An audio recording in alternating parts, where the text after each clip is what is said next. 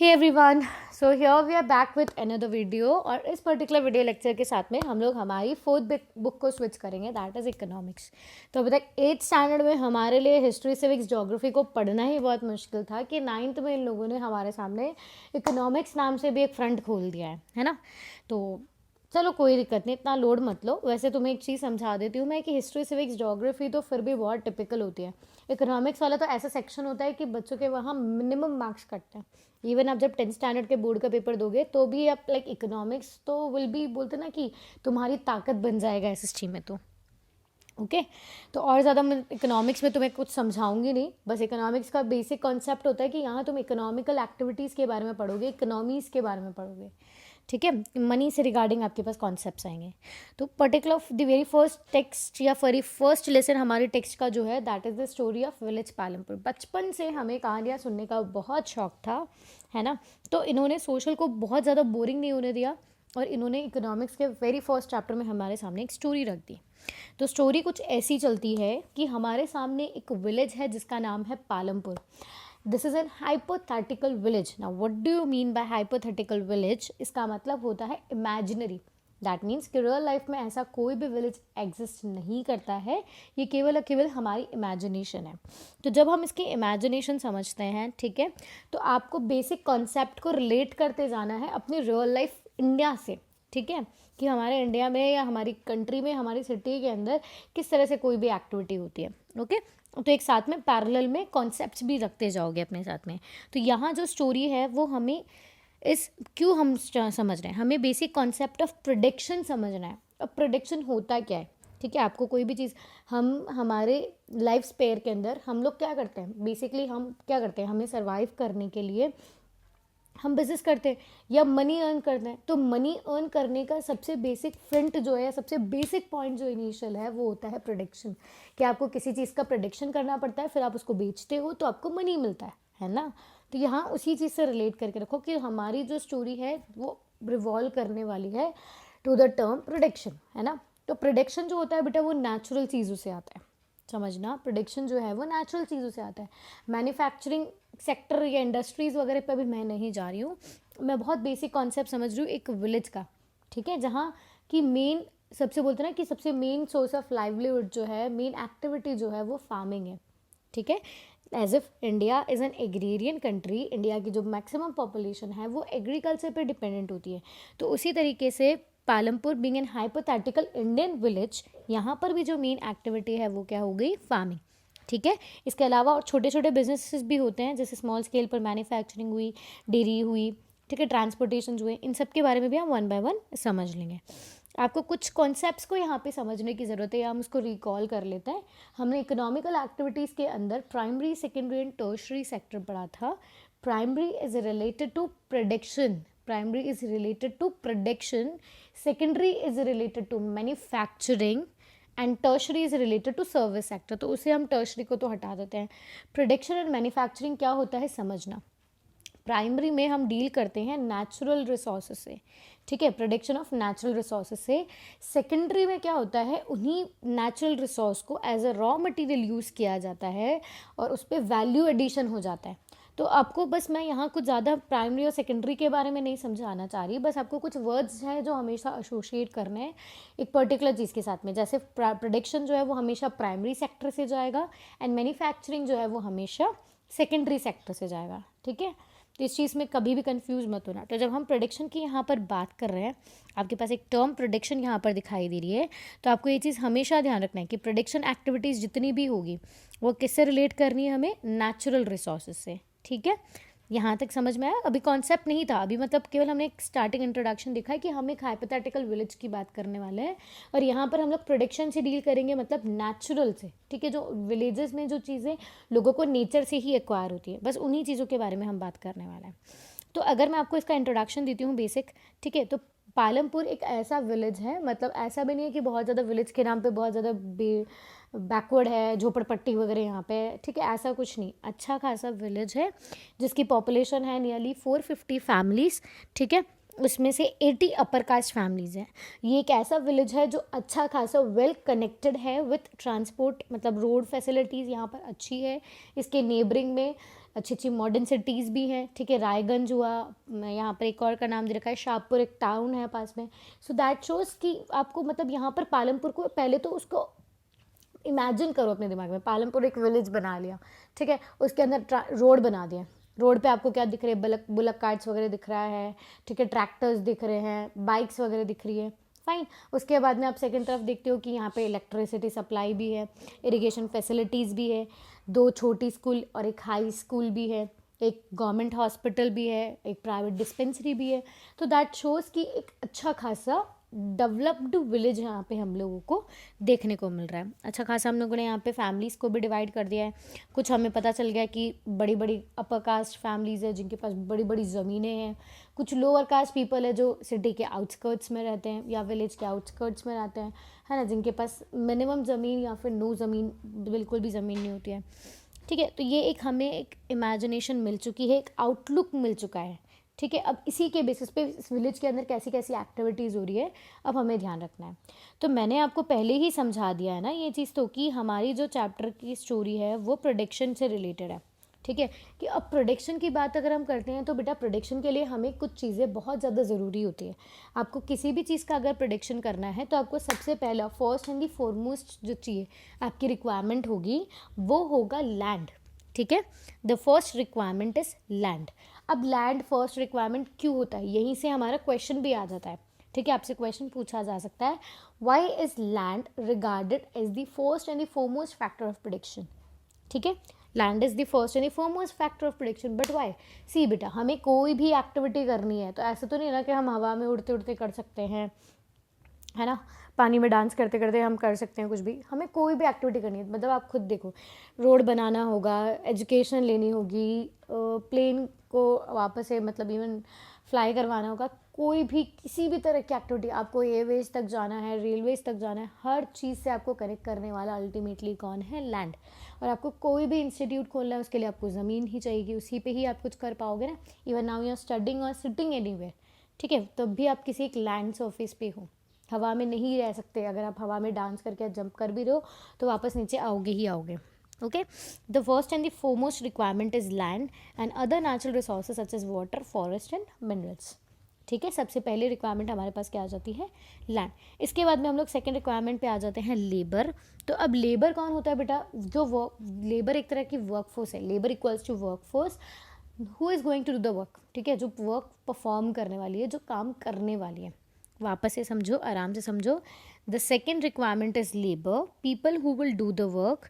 Some production activities require high educated workers to perform necessary, कुछ ऐसे। अब यार इस चीज़ को तो तुम्हें भी पता है, ठीक है, आपको अलग अलग काम कराने हैं। आपको अगर आपको कोई ज्वेलरी बनानी है, ठीक है, तो ज्वेलरी बनाने के लिए भी क्या होगा कि आपको एक अच्छा मतलब ज्वेलर चाहिएगा ना, है ना, जो अच्छे से उसको क्रेव वगैरह कर पाएगा ज्वेलरी को। तुम्हें तो हमें हमारे घरों के आसपास बिल्डिंग्स बन रही होती है तो हमें क्या लगता है कि यार इन मजदूरों का क्या काम है, ठीक है ना, ऐसे तो इतना छोटा मोटा ही काम ही तो है। पर हर एक चीज़ का एक स्पेशलाइजेशन होता है, मतलब हर एक काम के लिए रिक्वायर्ड स्पेशल स्किल्ड चाहिए, किसी में हाई स्किल्स चाहिए और किसी में लो स्किल्स चाहिए, ठीक है। तो इतना तो तुम्हें चलो हटा दो, इतना तो तुम्हें ज़्यादा लोड लेने की ज़रूरत नहीं है। बस तुम्हें क्वेश्चन क्या समझना है कि हम जब प्रेडिक्शन करते हैं तो हमें बहुत सारी चीज़ों की रिक्वायरमेंट होती है। सबसे पहला land, second factor of prediction जो है वो हमारा लेबर है, ठीक है। अब इन सीक्वेंसेस को भी आप याद करना, इसे मत गलत कर लेना। को हर एक फैक्टर के आगे लिखा हुआ है फर्स्ट कौन सा है, सेकेंड कौन सा है, तो इसमें आप किसी भी तरह का मतलब ऊपर नीचे आप स्केल नहीं ले सकते। थर्ड हमारा जो रिक्वायरमेंट होता है वो होता है फिजिकल कैपिटल का। फिजिकल कैपिटल का मतलब होता है इनपुट्स, फिजिकल कैपिटल का मतलब होता है इनपुट। आपने 8th स्टैंडर्ड में पढ़ा भी होगा कि फार्म सिस्टम के बारे में, है ना, या आपको पता भी होगा कोई सिस्टम में क्या होता है, किसी भी सिस्टम में क्या होता है, आप इनपुट दो तो आपको आउटपुट मिलेगा। उसी तरीके से जब हम प्रोडक्शन एक्टिविटी कर रहे हैं, ठीक है, मतलब हम फार्मिंग कर रहे हैं तो हम पहले सीड्स देंगे, वाटर देंगे, केमिकल्स देंगे, फर्टिलाइजर्स देंगे, तभी तो उसके बाद में हमें आउटपुट के पास फॉर्म में हमारे क्रॉप्स मिलेंगे हमें, है ना। आप पढ़ाई भी कर रहे हो तो आज आपको copy, pen, brain, time, hard work, ठीक है, बहुत मेहनत करते हो तुम पढ़ते वक्त, है ना, हर चीज़। इवन तुम्हें डेटा भी देना पड़ रहा है, तो नेट भी तुम्हारा एग्जॉस्ट करना पड़ रहा है, तो तुम अपना यहाँ पे क्या देने वाले हो? अपने एफर्ट्स देने वाले हो, ठीक है। और उसके बाद में आपको आउटपुट क्या मिलेगा? आपका रिजल्ट, एग्जैक्टली। तो आपको बेसिकली समझना क्या है, फिजिकल कैपिटल का मतलब होता है ऑल दी रॉ मटेरियल्स या फिर inputs that are required during the process of production, ठीक है। अब जैसे कोई भी काम ले लो, को आपको एक शर्ट बनाना है तो शर्ट बनाने के लिए आपको क्या देना पड़ेगा, मशीनरी चाहिएगी, कॉटन चाहिएगा, पानी चाहिएगा, इलेक्ट्रिसिटी चाहिएगा, कलर्स चाहिएंगे, ठीक है। तो ये सारी चीज़ें क्या होती हैं, हमारी फिजिकल कैपिटल। समझ आया? तो फिजिकल कैपिटल तुमसे चीज़ पूछी जाए तो आपको हमेशा बताना है कि हमें बहुत सारे इनपुट्स की रिक्वायरमेंट होती है प्रिडिक्शन करने में, और उसे ही हम लोग क्या बोल देते हैं, फिजिकल कैपिटल। तो अब बात आती है सबसे इम्पॉर्टेंट, फिजिकल कैपिटल के भी 2 डिवीज़न होते हैं। पढ़ा क्या, लिंक करो। पालमपुर को एक हाइपोथेटिकल विलेज बना दिया हमने, अच्छा उसके बारे में सब सुन लिया, हमने पढ़ लिया। प्रोडिक्शन के अंदर अब आ जाते हैं हम लोग फैक्टर्स ऑफ प्रोडिक्शन में। तो हमें पता चलता है फैक्टर्स ऑफ प्रोडिक्शन 4 होते हैं, मतलब 4 चीज़ें बहुत ज़्यादा ज़रूरी होती है प्रोडिक्शन के लिए, लैंड, लेबर, फिजिकल कैपिटल। तीनों के कॉन्सेप्ट तो समझ आए, अब फिजिकल कैपिटल को और अच्छे से समझना है हमें। और इम्पॉर्टेंटली क्वेश्चन बनता है बेटा, ये बहुत बहुत बहुत इंपॉर्टेंट टॉपिक है, सबसे इंपॉर्टेंट टॉपिक है तुम्हारे चैप्टर का, that is factors of prediction. ठीक है, 5 मार्क का क्वेश्चन यहाँ से बनता ही बनता है। नहीं तो आपको बहुत सी बार 3 मार्क के क्वेश्चन में डिफरेंस पूछ लिया जाता है between working capital and fixed capital, है ना। तो उसको हम 3 मार्क के कॉन्सेप्ट से भी पढ़ने की कोशिश करते हैं कि वर्किंग कैपिटल और फिजिकल कैपिटल क्या होता है। तो जब हम working capital and physical capital की बात करते हैं बेटा, तो यहाँ हमें समझने की ज़रूरत है कि वर्किंग ऑफ फिक्स्ड, देखो समझ में आना चाहिए तुम्हें, ऐसी बहुत सारी चीज़ें होती हैं, ठीक है, जो फिक्स्ड होती है, जो चेंज नहीं होती है। जैसे इसका मतलब अगर मैं समझाने की कोशिश करूँ, ठीक है, तो अभी मुझे एग्रीकल्चर करना है, एग्रीकल्चर करने के लिए मैंने ट्रैक्टर खरीद लिया, ठीक है। तो ट्रैक्टर क्या एक ही फार्मिंग करने के बाद में ख़त्म, उसको छोड़ दूँगी मैं, है ना, कि तू जा, हो गया मेरा काम, अब तो मैं नया ट्रैक्टर खरीदूँगी, नहीं होगा ना। मैं अगले साल भी तो उसी से यूज़ कर सकती हूँ। आपकी स्कूल जाए, आपको पढ़ाने के लिए उन्होंने एक बार बिल्डिंग खोल दी, ठीक है, तो अगली बार क्या वो बस बोलेंगे कि चलो ठीक है ये बैच पास आउट हो गया तो अब हम अगली बिल्डिंग बनाएंगे, हम तो यहाँ नहीं करेंगे, पढ़ाएंगे नहीं ना। वो फर्नीचर जो हुआ, बिल्डिंग्स जो हुई, उसको वो कंटिन्यूसली यूज़ करते हैं फॉर मेनी ईयर्स। और ऐसे इनपुट्स जो हम बहुत सालों तक यूज़ कर सकते हैं, उसे तो हम लोग क्या बोल देते हैं, फिक्स्ड कैपिटल। और ऐसे इनपुट्स जो उसी टाइम पे यूज्ड अप हो जाते हैं, जैसे मेरे हाथ में कुछ पैसा है ना, उसका मैं कुछ लेके आई, ख़त्म हो गया। आप अभी जो डेटा आप यूज़ कर रहे हो यूज्ड अप हो जाएगा ऑफ कोर्स, ठीक है। और उसी तरीके से जैसे सीड्स हमने लगाई है या फर्टिलाइजर्स और मैन्योर्स लगाए, वो ख़त्म हो जाएंगे, अगले साल के लिए हमें नया लाना पड़ेगा, ठीक है। तो आप यहाँ पे कॉन्सेप्ट समझो कि कुछ ऐसे इनपुट्स होते हैं जो यूज्ड अप हो जाते हैं during the process of production, और कुछ ऐसे होते हैं जो लंबे समय तक हमारे साथ चलते हैं। तो जो लंबे मैनी ईयर्स तक हम जिनका यूज़ कर पाएंगे वो तो होगा फिक्स्ड कैपिटल, ठीक है, और जिनका हम लंबे टाइम तक यूज़ नहीं कर पाएंगे वो होगा हमारा वर्किंग कैपिटल, ठीक है। अब हमने क्या क्या पढ़ा, लैंड, लेबर, फिजिकल कैपिटल, है ना। अब लैंड, लेबर, फिजिकल कैपिटल बेटा, अब इसको इंपॉर्टेंट समझना, बहुत इंपॉर्टेंट है। अभी आपने क्या क्या पढ़ लिया, फर्स्ट एंड दी फॉरमोस्ट कौन सा होता है, सबसे अबंडेंट फैक्टर। अभी हमने आपको ये चीज़ तो बताई नहीं, जो हम लोग लेबर बोलते हैं ना बेटा, लेबर इक्वल्स टू वर्कफोर्स, तो हमने बोला ही है, labour equals to abundant factor of production भी बोलते हैं। अबंडेंट का मतलब होता है सरप्लस। आपको भी पता है इंडिया जैसी पॉपुलेटेड कंट्री में, ठीक है, बहुत ज़्यादा लेबर अवेलेबल है और चीप रेट्स पे अवेलेबल है ना। इसीलिए बोला जाता है कि सबसे अबंडेंट फैक्टर ऑफ प्रोडक्शन जो है वो लेबर होता है, ठीक है। फिर फिजिकल कैपिटल तो हमने पढ़ ही लिया। अब बेटा क्या होता है कि अब इन तीनों को, ठीक है, लैंड, लेबर, फिजिकल कैपिटल को एक साथ डाल करके आउटपुट निकालने के लिए हमें अभी एक फाइनल फैक्टर ऑफ प्रोडक्शन चाहिए, ठीक है। मतलब इन सारे फैक्टर्स ऑफ प्रोडक्शन का यूज़ करवाने के लिए हमें क्या चाहिएगा, एक और फैक्टर ऑफ प्रोडक्शन चाहिएगा जिसे हम लोग ह्यूमन कैपिटल के नाम से जानते हैं, ठीक है। लेबर और ह्यूमन कैपिटल अलग होता है। लेबर जो लेबर वर्किंग क्लास होती है, और ह्यूमन कैपिटल जो काम करवाता है ना, जो मैनेजमेंट में आते हैं आपके, वो ह्यूमन कैपिटल कहलाएंगे, ठीक है। जो पढ़े लिखे, लिटरेट, एजुकेटेड और हेल्दी पीपल होते हैं उनको हम लोग क्या बोलते हैं, ह्यूमन कैपिटल। समझ रहे हो, ठीक है। तो आपको कुछ चीज़ें यहाँ पर समझनी है, आराम से समझो। लैंड, लेबर, फिजिकल कैपिटल, तो यहाँ तुम्हें कन्फ्यूजन हो रहा होगा कि मैम लेबर में भी तो ह्यूमन्स आते हैं, है ना, ह्यूमन कैपिटल में भी तो लेबर्स आते हैं, तो दिक्कत क्या हो रही है, चेंज क्यों है दोनों। बेटा लेबर जो है वो वर्किंग क्लास से आता है, और ह्यूमन कैपिटल जो है वो मैनेजेरियल ग्रुप से आ रहा है। लेबर जो है वो काम कर रहा है एज एन एम्प्लॉय, और जो ह्यूमन कैपिटल है वो एज एन एम्प्लॉयर काम कर रहा है, वो लोगों को जॉब दे रहा है, वो एंटरप्राइज क्रिएट कर रहा है अपनी नॉलेज से, ठीक है। वो अपनी नॉलेज से, स्किल से उसने एक एंटरप्राइज खोला है और उस पर वो लोगों से काम करवा रहा है, ठीक है। तो वो क्या हो जाएगा, ह्यूमन कैपिटल। जैसे आपकी स्कूल का ही एग्जाम्पल देख लो, जो ओनर्स वगैरह हुए वो आपका ह्यूमन कैपिटल हो जाएगा। और बाकी जो वर्क करने वाले हैं वो लेबर हो जाएंगे। ठीक है, just to see an example. तो आपको क्या है, इन तीनों चीज़ों को जब मैं land, labour, physical capital, human capital को प्लस कर लूँगी तो मुझे क्या मिल जाएगा, फैक्टर ऑफ प्रोडक्शन। ठीक है, आई होपफुली अंडरस्टैंड कि मतलब तुम लोगों को ये चीज़ समझ आ गई होगी और किसी तरह का कोई कन्फ्यूजन नहीं रहा होगा। बस ये चीज़ बहुत इंपॉर्टेंट ध्यान रखना कि फैक्टर्स ऑफ प्रोडक्शन पे सीधा सीधा क्वेश्चन आ जाता है कि फैक्टर्स ऑफ प्रोडक्शन समझाओ, या फिर इवन ये बोल दिया जाता है कि फैक्टर्स ऑफ प्रोडक्शन मतलब आपको ये बोल दिया जाएगा कि फिक्स्ड और वर्किंग कैपिटल में डिफरेंस बताओ, या फिर ये बोल दिया जाएगा कि ह्यूमन कैपिटल और लेबर के अंदर डिफरेंस बताओ। ठीक है, तो ये चीज़ें आपको समझ आनी चाहिए बस। और ये भी ध्यान रखना है कि सबसे इंपॉर्टेंट फैक्टर, कुछ कुछ चीज़ें मैंने बताई थी, जैसे फर्स्ट एंड फॉरमोस्ट लैंड होता है, अबंडेंट फैक्टर लेबर होता है, और सबसे इंपॉर्टेंट कौन होता है, ह्यूमन। अब सबसे इंपॉर्टेंट ह्यूमन को हम इसीलिए रखते हैं बेटा क्योंकि अगर ह्यूमन ही नहीं होगा तो बाकी तीनों चीज़ें जो है वो अपने आप वेस्ट हो जाएगी। ठीक है, अब देखो, अब हमने क्या कर दिया, हमने सारे फैक्टर्स ऑफ प्रोडक्शन भी पढ़ लिए, पर बेटा फैक्टर्स ऑफ प्रोडक्शन यहाँ ख़त्म नहीं होता फार्मिंग। अब जब हम लोग फैक्टर्स ऑफ प्रोडक्शन करते हैं तो उसके साथ हमारे पास बहुत सारे दूसरे कॉन्सेप्ट भी आते हैं, हमें उन्हें भी समझना ज़रूरी है। तो देखो, अब हम लोग यहाँ पर बात करते हैं फार्मिंग। अगर हम बात करें थे, क्योंकि मैंने पहले ही बता दिया था पालमपुर की जो मेन एक्टिविटी है वो फार्मिंग है, तो उसी के रेफरेंस में हम चीज़ें समझते जाते हैं। तो जब मैं फार्मिंग पढ़ती हूँ पालमपुर के अंदर, समझने की कोशिश करते हैं हम बेटा, तो फार्मिंग जो है वो लिमिटेड एरिया में ही की जा सकती है। लिमिटेड एरिया में क्यों की जा सकती है, मानो कि चलो अभी आपकी हाइट तो बढ़ रही है, अभी बहुत से बच्चों का तो अभी कोविड-19 में क्वारंटाइन के अंदर वेट भी बढ़ गया होगा, है ना। तो आपको मैं बस बहुत बेसिक सी कॉन्सेप्ट बोल रही हूँ कि ऐसा थोड़ी है कि इंडिया का जो एरिया है वो बढ़ता जाएगा। आज उसका मानो 100 स्क्वायर किलोमीटर्स है उसका एरिया, तो कल अगर हम सुबह उठेंगे तो वो 200 हो जाएगा या 300 हो जाएगा, ऐसा तो नहीं हो सकता ना। तो that you need to remember कि हमारे पास जो रिसोर्सेज हैं वो लिमिटेड है। ठीक है, एक कंट्री के पास जो रिसोर्सेज होते हैं वो लिमिटेड होते हैं, आपको यहाँ समझना है। ठीक है, तो लैंड इज़ फिक्स्ड। अब फार्मिंग जो है वो मेन एक्टिविटी है लोगों की। ठीक है, सबसे ज़्यादा मतलब हम बोलते हैं कि बहुत ज़्यादा लोग जो हैं वो फार्मिंग पे डिपेंडेंट है। ठीक है, 75% ऑफ द पॉपुलेशन अगर हम देखें तो यहाँ पर पालमपुर के अंदर वो एग्रीकल्चर पे डिपेंडेंट है। Clear it is. पर आपको साथ में क्या समझना है, लैंड इज़ फिक्स्ड। लोग जो है वो अपना और प्रोडक्शन एक्सपैंड नहीं कर सकते क्योंकि पालमपुर की जो एरिया है वो लिमिटेड है। मतलब 1960 से जो एरिया ऑफ पालमपुर है वो लिटिल बिट भी एक्सपैंड नहीं हुआ है, जितना उनका एरिया है वो उतना ही रहा। बेटा जेन्युइन सी चीज़ है ना कि ठीक है, हमारे पास जो रिसोर्सेज है वो एक्सपैंड कैसे होंगे, उतना ही एरिया हमें मिलेगा।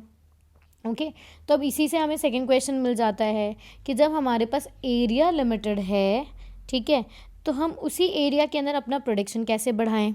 अच्छा क्वेश्चन है ना कि अब ठीक है यार, मानो कि हम पहले उस एरिया के अंदर हमने 100 क्विंटल ऑफ राइस ग्रो किया था, तो अब जैसे जैसे पॉपुलेशन इंक्रीज़ होती जा रही है तो ज़मीन और छोटी होती जाएगी बेटा, कम होती जाएगी, एरिया अंडर कल्टीवेशन कम होता जाएगा, पर वो ज़्यादा नहीं बढ़ेगा।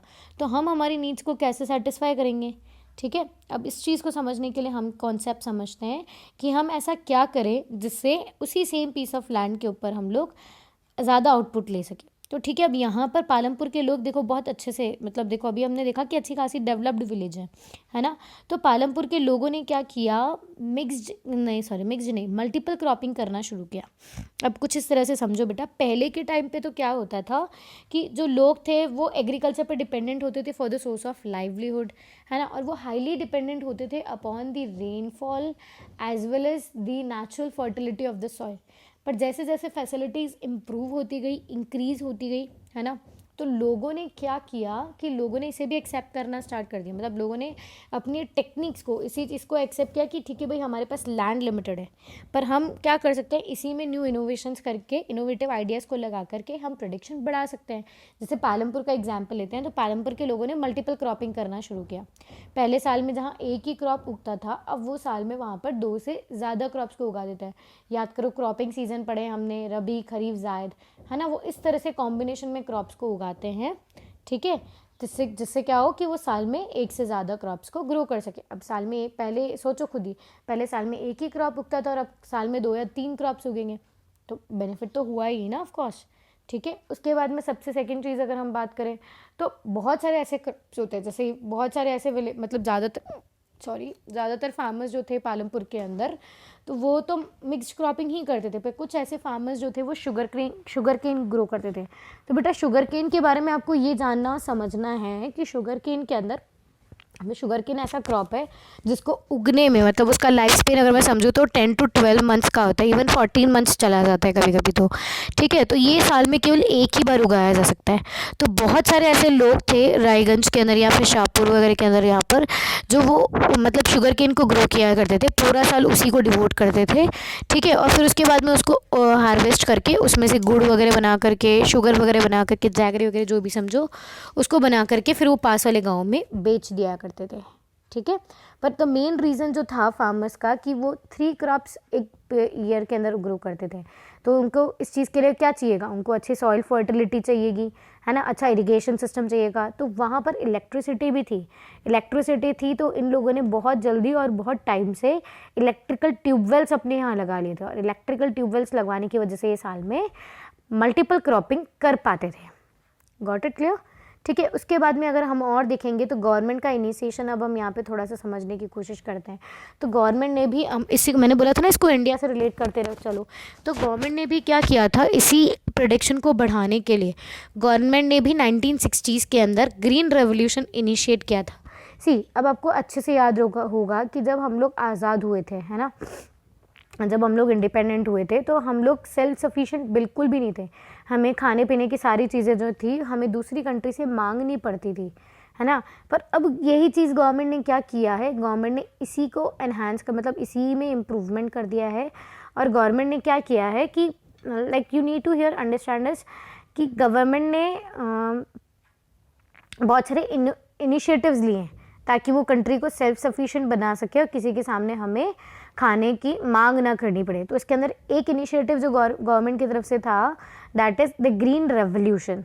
ग्रीन रेवोल्यूशन आया था 1960s के अंदर।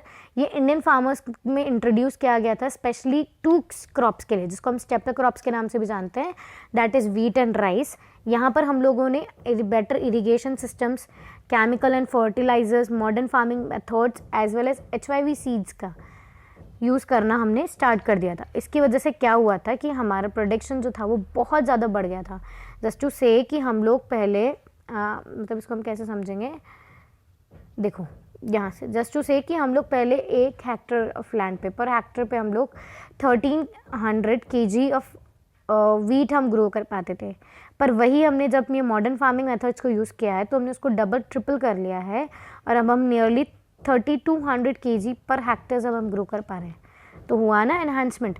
तो क्या चीज़ आपने देखी कि हमारे पास लैंड लिमिटेड है पर लोगों ने क्या किया है इसी को बहुत अच्छे प्रोडक्टिव मैनर में यूज़ करके न्यू इनोवेटिव्स करके कहीं पे गवर्नमेंट ने सपोर्ट दिया, कहीं पे लोगों ने खुद ने अपना दिमाग लगाया और इन्होंने क्या किया अपने प्रोडक्शन को एक्सपैंड कर लिया है, एनहांस कर लिया है, इम्प्रूव कर लिया है। क्लियर। इसके बाद में हम देखते हैं हमारे पास एक थर्ड पॉइंट आता है, विल द लैंड सस्टेन। अब ये चीज़ हमने पढ़ा, ऐसा नहीं है कि बेटा ग्रीन रेवोल्यूशन हुआ हम सेल्फ सफिशिएंट बन गए, हम बस ठीक है सब तरह से आराम आ गया, ऐसा नहीं हुआ। अब ग्रीन रेवोल्यूशन में हमने क्या किया, बहुत सारे केमिकल फर्टिलाइजर्स का यूज़ किया, इरिगेशन मेथड्स डेवलप करे। तो अब जब बहुत ज़्यादा हम लोगों ने केमिकल फर्टिलाइजर्स का यूज़ किया तो सॉइल की, अब बेटा खुद सोचो इरिगेशन, अब इन्होंने क्या किया एक ही साल में जहाँ पहले एक क्रॉप उगता था तो नेचर अपनी फर्टिलिटी को रिस्टोर कर देता था, नेचर खुद को हील कर लेता था। पर यहाँ पर हम एक उसको टाइम ही नहीं दे रहे, हम लोग उस पर कंटिन्यूसली फार्मिंग करते जा रहे हैं। तो क्या होगा कि जो सॉइल है वो धीरे धीरे अपनी फर्टिलिटी को रूइन कर लेगा, ख़त्म हो जाएगी उसकी फर्टिलिटी पूरे तरीके से, है ना। तो और ग्रीन रेवोल्यूशन के बाद में सबसे नेगेटिव इम्पैक्ट क्या होता है बेटा कि इन्होंने केमिकल्स और फर्टिलाइजर्स का यूज़ किया था जिसकी वजह से ग्राउंड वाटर टेबल केवल रिड्यूस नहीं हुआ था, वो पल्यूटेड भी हो गया था और ये सब एसिडिक हो गए थे। ठीक है, इनमें केमिकल्स का कंटेंट इतना ज़्यादा हो गया था कि soil as well as the water acidic हो गए थे। तो धीरे धीरे अगर हम ओवर टाइम अगर हम देखते हैं तो इनका एडवर्स इफेक्ट भी हम लोगों को फेस करने को मिला है। ठीक है, क्योंकि सब सारी चीज़ें क्या हो गई थी, पल्यूटेड हो गई थी। ओके, तो 3 चीज़ें हमने पढ़ी हैं, रिलेट सारा करके चलो। Hypothetical relates with the factors of production as well as after that हमने देखा है कि लैंड लिमिटेड है पर फिर भी लोग उसको और ज़्यादा इम्प्रूव उससे प्रोडक्शन कैसे कर सकते हैं और उसकी सस्टेनेबल हम समझ चुके थे कि लैंड सस्टेन भी नहीं करेगी, हमें उसका एक प्रॉपर एडवर्स यूज़ करना आना भी चाहिए। इसके बाद में हम लोग बात करते हैं कि भाई लैंड कैसे डिस्ट्रीब्यूटेड है। तो याद करो कितनी फैमिलीज थी, 450 फैमिलीज थी, उसमें से 150 फैमिलीज तो बेटा ऐसी है जिनके पास कोई भी ज़मीन नहीं है, देवर लैंडलेस, और केवल 80 ऐसे पीपल थे जिनके पास बड़ी बड़ी ज़मीनें थी। 80 से 60 पीपल ऐसे थे। यहाँ पर भी अगर हम सिचुएशन की बात करें तो आप देखो लेफ्ट हैंड साइड में अगर आप देखोगे तो छोटे छोटे फ्रेगमेंट्स आपको ज़्यादा दिखेंगे, है ना। यहाँ पर ये फ्रेगमेंट्स दिख रहे हैं। और वही अगर मैं राइट हैंड साइड में बात करती हूँ तो बड़ी बड़ी ज़मीनें आपको यहाँ पे देखने को मिल रही है। तो अब देखो इसमें प्रॉब्लम क्या थी बेटा, जिनके पास बड़ी ज़मीन थी ठीक है उनको कोई प्रॉब्लम नहीं हुई। पर अगर हम लोग बात करें इंडिया में, क्या एक ट्रेडिशन है कि जो फादर की प्रॉपर्टी है वो बेटे को जाएगी जाएगी। तो यहाँ क्या था बेटा, लैंड का और ज़्यादा रीडिस्ट्रीब्यूशन होता जा रहा था।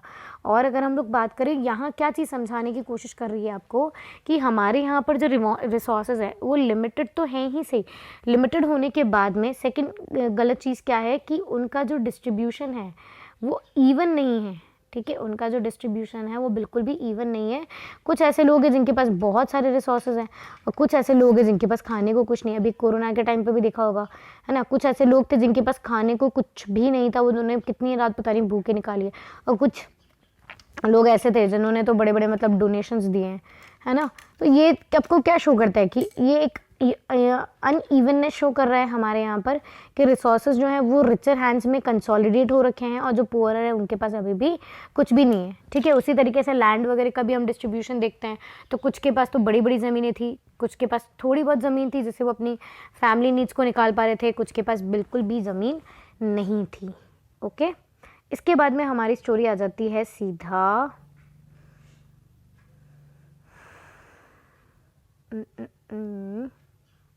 ओके हम फिफ्थ वाला पढ़ चुके हैं क्या, the capital need, just a minute. Okay, who will provide the labour, ये हमारा टॉपिक था, है ना। फोर्थ तो हम समझ ही चुके थे कि ठीक है अनइवन डिस्ट्रीब्यूशन रिसोर्सेज का। अब बेटा समझो बहुत अच्छे से कि अब लेबर कहाँ से आएगा। ह्यूमन कैपिटल तो हमें समझ में आ गया कि पढ़ा लिखा इंसान ह्यूमन कैपिटल होता है। अब देखो बेटा, है ना, बहुत अच्छे से समझने की कोशिश करना कि यहाँ पर एक बहुत बड़ी पीस ऑफ लैंड है, इस पर अब अकेला जो मालिक है, ठीक है, आपको यहाँ पे ग्रीन कलर का सबसे सेंटर मोस्ट दिख रहा है, उसको देखो। तो अब यहाँ पर जो मालिक है वो अकेला तो इतनी बड़ी लैंड पे काम नहीं कर पाएगा। ठीक है, तो वो क्या करेगा, वो इस लैंड पे लेबर को हायर कर लेगा। ठीक है, अब मैं हर जगह, अब जैसे आपके स्कूल में होता है ना कि एक टीचर सारे सब्जेक्ट्स नहीं पढ़ाता, हर मतलब बहुत सारे टीचर स्कूल में एम्प्लॉय करने पड़ते हैं ताकि तुम्हें अच्छे एजुकेशन मिल पाए। ठीक है, तुम्हें एक सेटिस्फाइड मैनर में एजुकेशन, जिसमें स्पेसिफिकेशन होता है, वो टीचर आपको वो स्पेसिफिक सब्जेक्ट पढ़ाता है। ठीक है, तो हर एक इंसान मतलब जिसके पास बड़ी बड़ी ज़मीन है वो खुद तो काम नहीं कर सकता हर जगह। ठीक है, तो वो क्या करता है, लेबर को अपॉइंट करता है। तो अब बात आती है कि लेबर कहाँ से आता है, तो लेबर दो जगह से आता है। ठीक है, जिनके पास अपनी खुद की कोई भी ज़मीन नहीं है, एक तो वो, ठीक है, जैसे मेरे पास अगर कोई भी ज़मीन नहीं है, मेरे पास खुद की स्कूल नहीं है, तो ऑफकोर्स मैं ही तो जाऊँगी ना कहीं और जॉब करने। उसके बाद में सेकेंड सिचुएशन, जिनके पास ज़मीन तो है पर वो बहुत थोड़ी है, जैसे मानो कि मेरे पास बहुत थोड़ी सी ज़मीन है। ठीक है, अब जैसे मानो कि इसको और अच्छे एग्जाम्पल से समझो कि मेरे पास केवल एक चपाती है और खाने वाले 5 लोग हैं। ठीक है, तो उस पाँचों को अगर उस पर पाँचों लोग अगर उसको खाने जाएंगे तो किसी को भी सेटिस्फैक्शन नहीं मिलेगा। तो क्या डिसाइड करते हैं कि हम 5 जने उसमें से कि भाई इसको तो 2 को तो ये खाने थे और हम 3 कहीं और जॉब कर लेते हैं। बस बहुत ईजी टू से कि लेबर कहाँ से आता है, लेबर 2 जगह से आता है, फ्रॉम द लैंडलेस फैमिलीज, या फिर जिनके पास बहुत छोटी छोटी ज़मीनें होती है, कि उन्हें अपनी ज़मीन से सेटिस्फिकेशन नहीं मिल पाता, इसलिए वो किसी और की ज़मीन पे काम करने चले जाते हैं। ठीक है, यहाँ तक भी हमें समझ में आ गया। अब बेटा जो ये लेबर होता है इनको आपको पे तो करना पड़ेगा, तो इनको जो हम पेमेंट देते हैं उसको हम लोग वेजेस बोलते हैं। ठीक है, अब आपको यहाँ पर भी एक लाइन दिख रही होगी, wages can be in cash और इन काइंड। इसका मतलब क्या होता है कि वेजेस हम 2 तरीके से पे कर सकते हैं, कैश पैसे दे करके, या फिर इन काइंड। काइंड का मतलब होता है कि बदले में आपने उनको कुछ ग्रेन्स दे दिए, खाने पीने को कुछ दे दिया, पहनने को कपड़े दे दिए। ठीक है, इस तरह से। तो समझ आ रही है, अभी 2 चीज़ें आपको समझनी है, लेबर क्लास को वेजेस मिलते हैं और ह्यूमन कैपिटल को सैलरी मिलती है।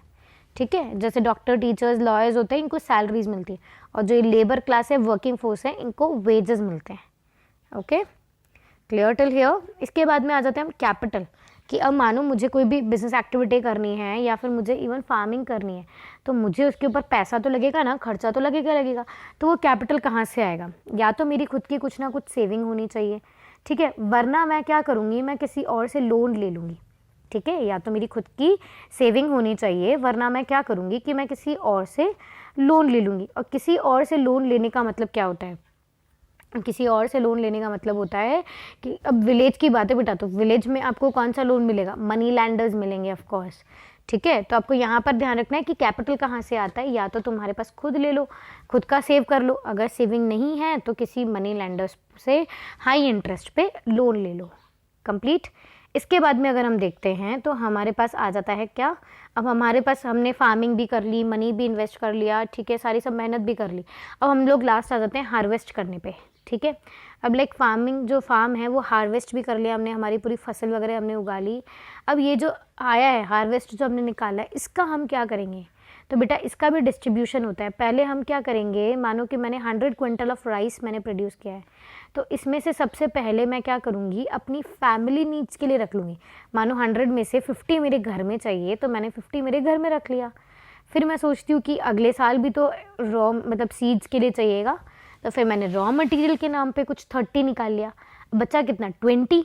तो अब जो सरप्लस पार्ट है उसको मैं क्या करूँगी, उसको मैं बेच दूँगी मार्केट के अंदर, ठीक है। तो एक मैकेनिज़्म आपको समझना है कि पहले हम लोग क्या करते हैं, फैमिली नीड्स के लिए निकालते हैं, फिर फ्यूचर के लिए भी स्टोर कर लेते हैं कि भाई कल को भी वापस से सीड्स वगैरह की रिक्वायरमेंट पड़ेगी, ठीक है। और थर्डली फिर हम क्या करते हैं, फिर सरप्लस अगर होता है तो उसे हम मार्केट में बेच देते हैं। अगर हम पालमपुर की बात करें तो पालमपुर में भी बहुत सारी ऐसी शॉप्स हैं, मार्केट्स हैं, ठीक है, जो मतलब हम लोग इन चीज़ों को बेच सकते हैं। आसपास का जो रायगंज हुआ, ठीक है, मार्केट है, शाहपुर हुआ, यहाँ वो जा कर के हम उसे बेच सकते हैं। तो ये केवल लिमिटेड था फार्मिंग से, है ना। फार्मिंग के अलावा भी बहुत सारी एक्टिविटीज़ वहाँ होती थी। तो फार्मिंग के बाद में जो 25% पीपल था वो इन एक्टिविटीज़ के अंदर इन्वॉल्व था। सेकेंड सबसे इंपॉर्टेंट एक्टिविटी वहाँ पर थी लोगों के पास डेयरी। तो डेयरी आपको भी पता है कि काउज और बफेलोज जो थे, एनिमल्स थे, मतलब सबसे सिंपल चीज़ बोलूँ कि फार्मिंग के बाद में लोग कैटल रेयरिंग करते थे, और कैटल रेयरिंग से फिर उनको जो मिल्क वगैरह मिलता था, उस मिल्क को वो स्टोर करते थे और उसे शाहपुर बेच के आते थे या रायगंज में बेचते थे, ठीक है। शाहपुर में वहाँ पर कलेक्शन कम चिलिंग सेंटर था, रायगंज के अंदर, शाहपुर के अंदर, ठीक है। 2 traders from Shahpur town have set up collection cum chilling centres at Raiganj, ठीक है। मतलब इनके यहाँ का नहीं है, पालमपुर का नहीं है, शाहपुर के कुछ 2 ट्रेडर्स हैं, उन्होंने रायगंज के अंदर एक चिलिंग सेंटर खोला है। तो ये लोग जो मतलब सारा मिल्क होता था ना खुद के घर में यूज़ करने के बाद में, आस पड़ोस में देने के बाद में बाकी जो मिल्क बचता था उसको ये वापस रायगंज में जाकर के बेच देते थे। फिर रायगंज में सारा इकट्ठा होकर के प्रोसेस होकर के फिर वो आसपास फर्दर सिटीज़ के अंदर बेचा जाता था, ठीक है। इसके बाद में नेक्स्ट आ जाती है स्मॉल मैन्युफैक्चरिंग। तो बेटा मैन्युफैक्चरिंग के अंदर यहाँ कोई बड़ी बड़ी मैन्युफैक्चरिंग यूनिट्स नहीं थी, विलेज था, तो इनके पास छोटी छोटी चीज़ें थी। मतलब ये लोग छोटी छोटी चीज़ों को मैन्युफैक्चर किया करते थे जो अपने घर में ही बैठ कर के हो सके, और घर में बैठने के बाद में मतलब ये आप समझते हो ना कि मतलब कहीं और ज़्यादा बड़ा लेबर नहीं आता था, घर के ही लोग आपस में मिल करके इसको काम करते थे। जैसे बास्केट वीविंग हुआ, क्ले पॉट्स बनाना हुआ, ठीक है, सॉफ्ट टॉयज़ वगैरह बनाने हुए, ये नॉर्मल सी चीज़ें होती, पोर्ट्रेट्स वगैरह बनाना, ये छोटी मोटी चीज़ें हुआ करती थी जिसके अंदर ये मतलब लाइक मैन्युफैक्चरिंग वगैरह किया करते थे, ओके। फिर उसके बाद में हम थर्ड देखते हैं कि शॉपकीपर्स। अब यहाँ पर पालमपुर के अंदर कुछ शॉप्स भी थी, जैसे नेसेसिटी आइटम्स की होती ना, ग्रॉसरीज वगैरह की, वो कुछ शॉप थी। और अब कभी भी किसी भी विलेज में जाओ या बस स्टॉप्स वगैरह पे जाओ, आपको कचौरी समोसे की दुकान तो हमेशा मिल ही जाएगी। तो वो एक खाने पीने की एडिबल्स की शॉप भी शाहपुरा में थी, पालमपुर में थी, ये थी। फिर फोर्थ हम बात करते हैं ट्रांसपोर्टेशन की, तो वो तो हमने बहुत पहले ही देख लिया था कि पालमपुर जो है वो वेल कनेक्टेड है, रायगंज से कनेक्टेड था, शाहपुर से कनेक्टेड था, bullock carts, truck, bogies, tractors, जो भी जीप, रिक्शास, ये सारी चीज़ें वहाँ पर अवेलेबल भी थी, ठीक है। So that's was it for particular chapter. इसको अगर आप केवल समअप करना चाहते हो तो हमने बहुत इजी चीज़ों को समझा है, यहाँ पे पढ़ा है हमने। सबसे इनिशियली पालमपुर की स्टोरी रखते हुए, इसको बेसिक थीम समझते हुए हमने फैक्टर्स ऑफ प्रेडिक्शन पढ़े थे, और उस फैक्टर्स ऑफ प्रेडिक्शन के अंदर, ठीक है, हमें कुछ चीज़ों का ध्यान रखना पड़ता है कि लाइक लैंड लिमिटेड है, रिसोर्सेज लिमिटेड है, उसका इवनली डिस्ट्रीब्यूशन कैसे करें, उसको सस्टेन कैसे करें, उन सभी पॉइंट्स को हमने गो थ्रू किया था। So that was it for today. Thank you everyone.